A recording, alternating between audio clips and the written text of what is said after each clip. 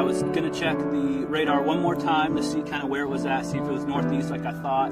And right when I peeked my head out of the hallway, the electricity went out, and I heard, just like they say, I just heard that train noise just coming. And I shut the door, and my wife was sitting on the floor in the middle of the hallway with my son, holding him, the 5-year-old.